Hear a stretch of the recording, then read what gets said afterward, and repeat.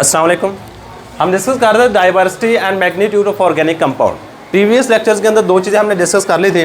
पहले नंबर पर हमारे पास मौजूद थी कैटिनेशन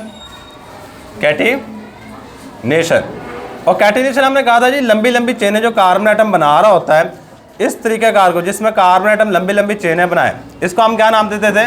कैटिनेशन का। इसके बाद एक और चीज़ हमने पढ़ी, वो था जी आइसोमरिज्म, जिसकी वजह से diversity and magnitude of organic compound है, यानी इतने ज़्यादा ऑर्गेनिक कंपाउंड मिलने की वजह है। सेकंड क्या है हमारे पास? आइसोमेरिज्म। हमने कहा था जी आइसोमेरिज्म ऐसा फिनोमिना है जिसमें किसी कंपाउंड का स्ट्रक्चरल फार्मूला डिफरेंट होगा जबकि मॉलिक्यूलर फार्मूला क्या होगा? सेम होगा। जैसे हमने एक एग्जांपल भी दी थी पेंटेन की, जिसमें आप पेंटेन के अगर मॉलिक्यूलर फार्मूला देखा जाए तो वो होता है C5H12, और जबकि हमने स्ट्रक्चर फार्मूला देखते थे तो तीन तरह के स्ट्रक्चर बनते थे, एक एन पेंटेन है, एक न्यू पेंटेन है और एक आइसोपेंटेन बनता था। इसके बाद जो आज हमने चीज़ पढ़नी है यह है diversity, strength of covalent bond in carbon atom या इन कार्बन कंपाउंड। कार्बन एटम जो कंपाउंड बना रहे होते हैं ना, इसमें जो कोवलेंट बॉन्ड बनता है इसकी स्ट्रेंथ हमने देखनी है। तो सिंपल अगर एक लफ्ज़ याद रख लोगे ना, ये टॉपिक इतना क्लियर है। कहते कार्बन एटम जब आपस में बॉन्ड बनाते हैं, किसी भी एलिमेंट के साथ बॉन्ड बना रहे होते हैं ना, तो बॉन्ड बड़ा स्ट्रॉन्ग होता है, जिसकी वजह से इतने ज़्यादा ऑर्गेनिक कंपाउंड हमारे पास वजूद में आते हैं।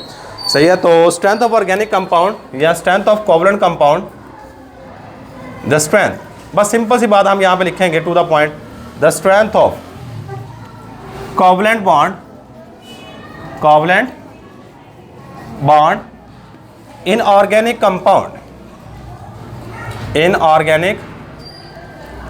Compound of carbon atom is very strong, of carbon atom with other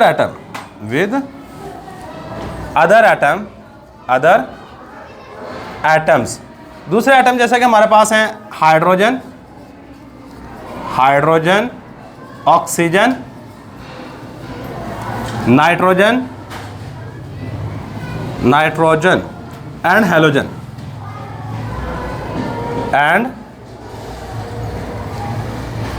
halogens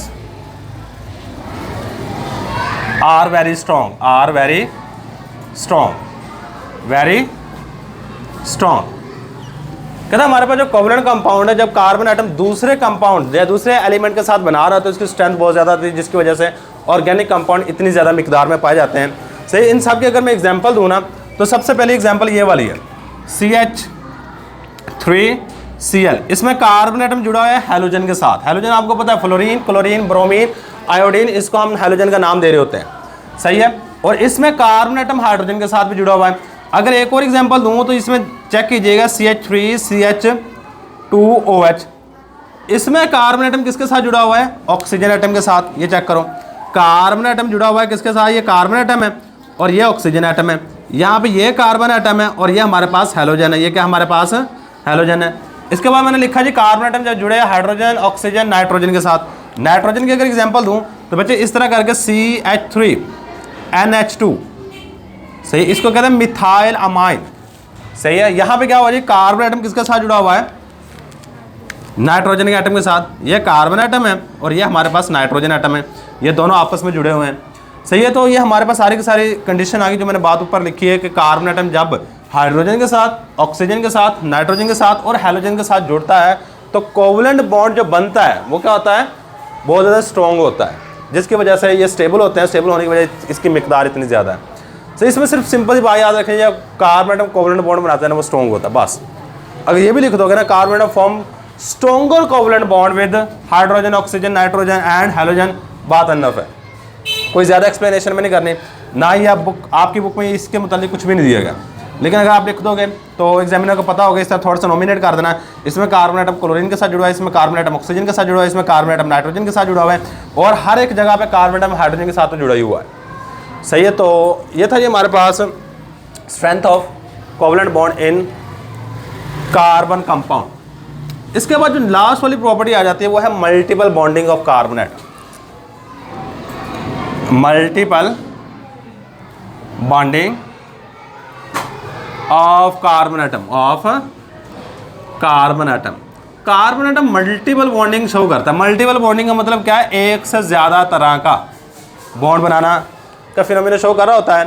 तो यहाँ पे अगर चेक करोगे ना, कार्बन एटम सिंगल बॉन्ड भी बना सकता है, याद रखिएगा। कार्बन एटम डबल बॉन्ड भी बना सकता है और कार्बन एटम ट्रिपल बॉन्ड भी बना सकता है, जबकि कोई और दूसरा एलिमेंट इस तरह का काम नहीं शो करता।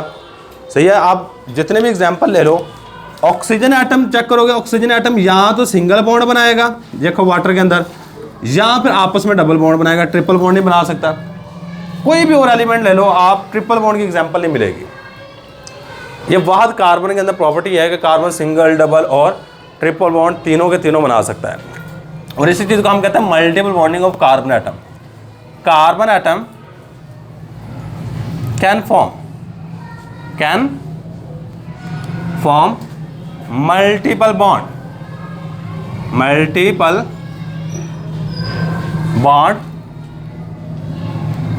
कार्बन एटम मल्टीपल बॉन्ड बना सकता है विद अदर एटम्स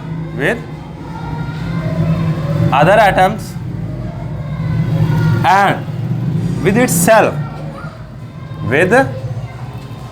इटसेल्फ, और अपने साथ भी।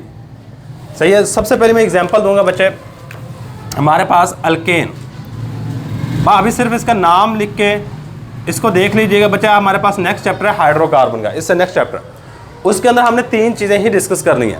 पहले नंबर पे अल्केन, सेकंड नंबर पे अल्कीन और थर्ड नंबर पे अल्काइन होगा। लेकिन आपने सिंपल बात है अभी याद रख लोगे ना थोड़ी थोड़ी, तो आपको वहाँ पे अंदाज़ा होगा कि हमने चीज़ें कौन सी पढ़नी है। अल्केन ऐसे कंपाउंड है जिसके अंदर हमेशा सिंगल बॉन्ड पाया जाता है। कौन सा बॉन्ड पाया जाता है? कार्बन कार्बन एटम के दरमियान में सिंगल बॉन्ड पाया जाता है। तो ये बात लिखूंगा, in alkane single bond is present, single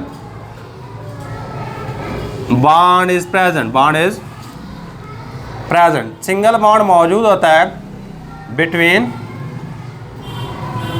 to carbon atoms, 2 carbon atom के दरमियान में हमेशा सिंगल बॉन्ड मौजूद होगा। चेक कीजिएगा, मैंने यहाँ पे एग्जांपल बनाने के लिए क्या किया कि कार्बन के दरमियान में सिंगल बॉन्ड बनाया, ये वाला काम किया है। कार्बन एटम के दरमियान कौन सा बॉन्ड बनाया? सिंगल। बाकी आपने हाइड्रोजन पूरे करने हैं, हाइड्रोजन पूरे आपको करने आते हैं। सही। इस कार्बन का 1 बॉन्ड बना हुआ है, 4 बॉन्ड टोटल बनाने हैं, तो यहाँ पे हाइड्रोजन कितने आएंगे? 3। इस कार्बन का भी 1 बॉन्ड बना हुआ है, 4 टोटल बनवाने हैं, तो बाकी कितने हाइड्रोजन लगाने पड़ेंगे? 3। और इसको हम नाम दे रहे होते हैं इथेन का। क्या नाम देते हैं? इथेन, ANE लास्ट में आएगा। क्या आएगा लास्ट में? इथेन। इसके बाद बच्चा हमारे पास नेक्स्ट चीज़ आ जाती है अल्कीन्स। नेक्स्ट क्या चीज़ है? इसी के अंदर सब हेडिंग्स है सारी की सारी, अल्कीन्स, ENE है। यहाँ पे लास्ट में क्या है? ANE है, और इसमें लास्ट में क्या है? ENE। और अल्कीन्स में याद रखिएगा हमेशा डबल बॉन्ड पाया जाता है। अल्कीन्स में कौन सा बॉन्ड पाया जाता है? हमेशा डबल बॉन्ड मौजूद होता है। तो यही बात हम यहाँ पे रखेंगे, इन अल्कीन्स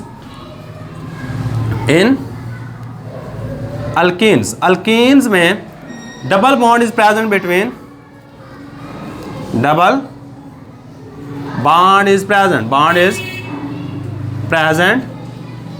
बिटवीन, डबल बॉन्ड मौजूद होता है दरमियान में बिटवीन 2 कार्बन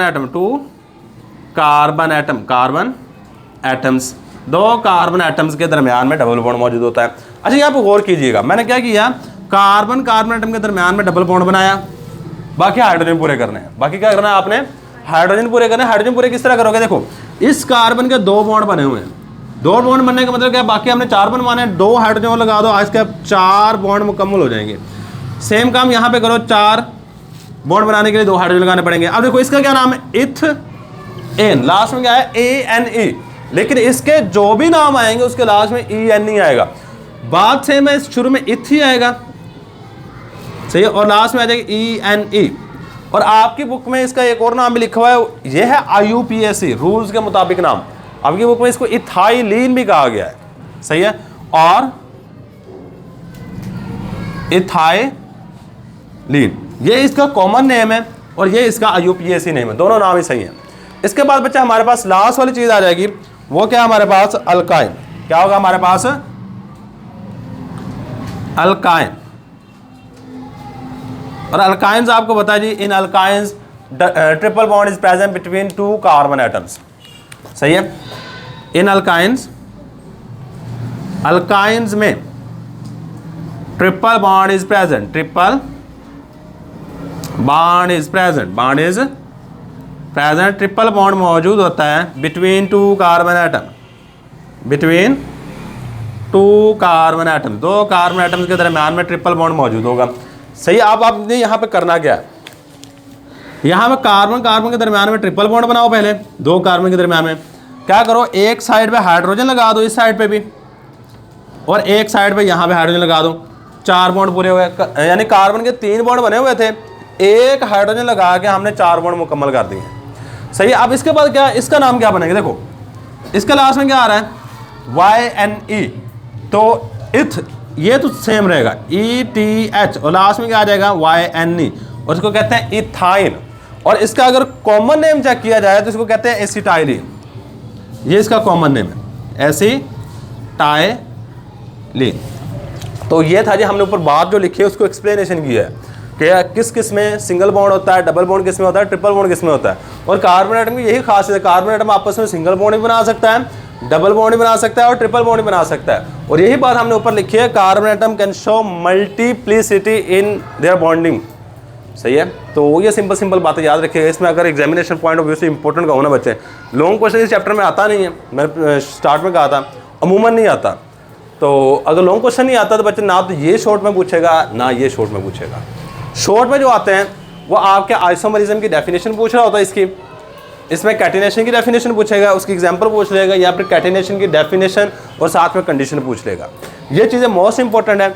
बाकी अगर आप ये वाला कर सकते हो तो कर लीजिएगा। मैंने पहले बता दी, जब आप वो आएगी पेयरिंग वगैरह तब खुद डिसाइड कर लीजिएगा। इसमें अगर लॉन्ग क्वेश्चन आते तो फिर तो सारे लिखना पड़ेगा, बाजार बात है। अगर लॉन्ग नहीं आता तो शॉर्ट के लिए जो चीज़ें मैंने कही हैं वही इंपॉर्टेंट है। यही हमारे पास आज का लेक्चर। अल्लाह हाफिज़।